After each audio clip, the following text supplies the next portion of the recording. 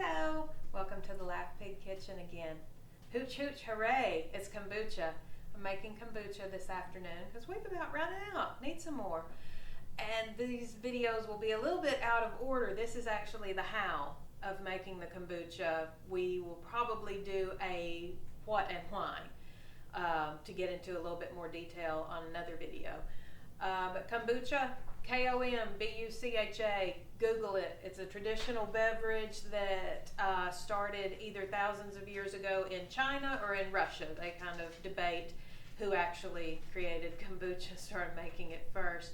But a traditional homebrew beverage, much like a beet kvass or something like that, easy to make at home, cheap to make at home. It is a powerful probiotic and gut tonic immune system builder, being that 70 to 80% of our immune system is in our gut. We want to take care of our gut to take care of our immune system to take care of us. This is one of the ways we do it here at Laugh Pig. And so we're just going to do the how today of kombucha. Here's how we make it, and we'll talk a little bit more about the what and why on another day. I have my jug. I keep a perpetual batch of kombucha going. So we've got our little tap here that we can just tap off a little bit at any time that we want it. So this works really well for us. Here's what I'm using, probably about 1.5 gallons. I have brewed about 1 gallon-ish of tea. And that's easy. I boiled water and I put tea bags in it. There's what I did. I boiled about 1 gallon or so of water. I use either 3 to 4 of these guys, the family size tea bags, or about 8 to 10 of the little guys. Now the deal with kombucha, because the SCOBY, your symbiotic community of bacteria and yeast, the magic ingredient that transforms your plain old sweet tea into kombucha, a powerful probiotic and gut tonic beverage, we have to have real tea, the actual tea plant, Camellia sinensis, that grows originally in China and over in that area. The real plant, your black tea, your green tea, your oolong, your white tea, are made from the tea plant, the Camellia sinensis plant. Herbal teas like chamomile, let's say chamomile tea, sleepy time tea. No, those are made from herbs. Those are made from other plants other than the actual tea plant. That does not work. As a blend, yes, it can work, and we'll talk about that a little bit more on a how and why video, or what and why video. But for the SCOBY, your culture that's going to turn this into the beverage that you're looking for, you're going to have real tea. And yerba mate doesn't work. Rooibos tea doesn't work either, because even though rooibos tea is used as a tea, the rooibos plant is actually not a tea plant. So just stick with the basic black tea, green tea, you're not going to go wrong.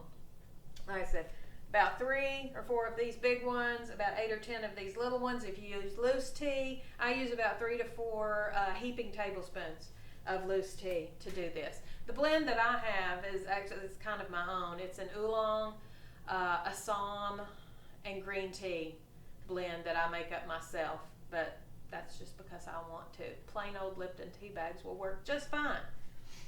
I boil my water. I put the tea bags in the water, let them steep. I poured about a cup, little over a cup of sugar into the water. Make it taste like traditional heavy sweetened southern sweet tea, iced tea. That's how I make mine, because again, the magic that's going to happen when you put the SCOBY into this tea and it starts doing its work is because it eats sugar, real sugar, cane sugar, not artificial sweeteners, not Splenda. I'm not going to get on the soapbox. Those things need to go away and not exist anymore. They're unhealthy. They are absolutely not the real thing. Throw them away. Get rid of them. Just use plain old sugar. This is what your SCOBY's going to enjoy feasting on while it's making you a probiotic beverage. Real tea and real sugar. So that's all that's in here. I've let it cool off. because your SCOBY is alive. The beverage you're going to be making is alive. You don't want to kill it with too much heat. So we let this cool off to about room temperature, body temperature, thereabouts.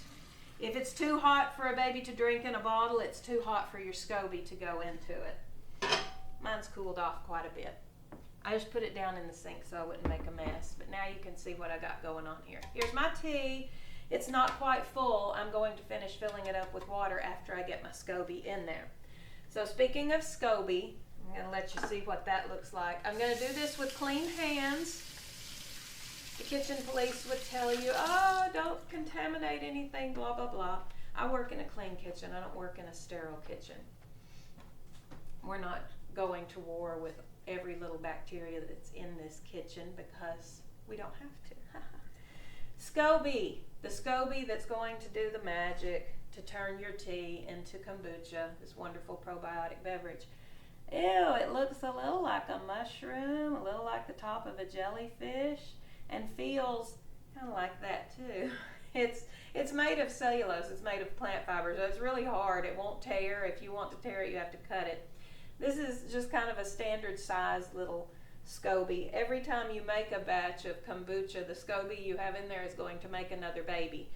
And if you don't change it out regularly, or you just continue making with the same SCOBYs, you end up with this much. Look how much, there's a lot of them and they're big.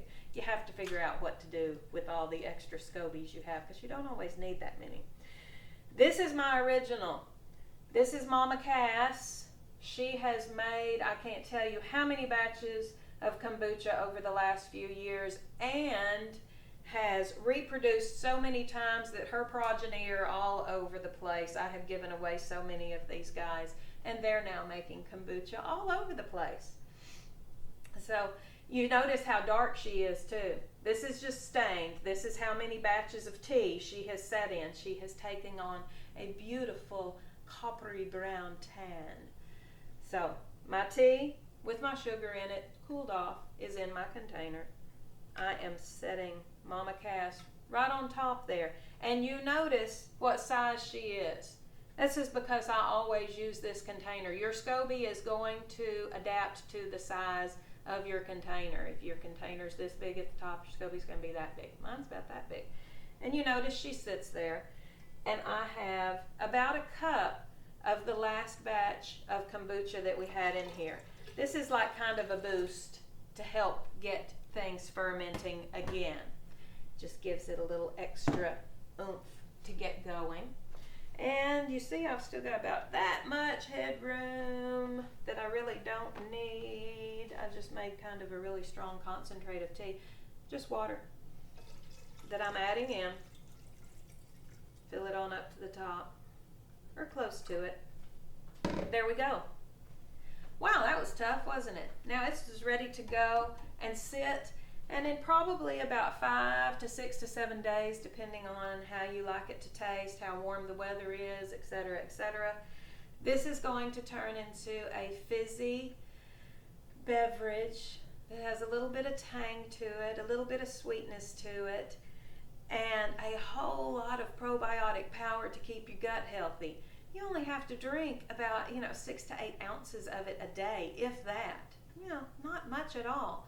And it's way cheaper than the high dollar probiotics that you're going to buy in the refrigerated section at the health food store that you have to keep in the refrigerator. You don't know how fresh they are or not. You can make your own. This is the easy way, and it's an easy drink to drink. It's not horribly offensive. It's not nearly as vinegary as some people think it has to be. It doesn't have to be that vinegary. This is a scarf. This is an elastic. She wears a scarf. Mama Cass wears a scarf while she's working. I do not cover this with a solid cover because your SCOBY needs oxygen to work. It needs air. So you need to have a something that can breathe, like this scarf. But it'll keep bugs and other critters out of it. You don't need fruit flies. You don't need a new batch of fruit flies hanging out on your kombucha. I'm going to put this away in a cabinet. I leave it closed up in the dark. Mama Cass kind of likes to work in the dark. And within about 5 to 7 days, I'm going to have a fizzy probiotic beverage that we'll continue drinking off of until it's almost gone, and then we'll do all this again. Like I said, we're going to do a little bit more of a why and what of kombucha on another video. This was just the how. Y'all have a great afternoon.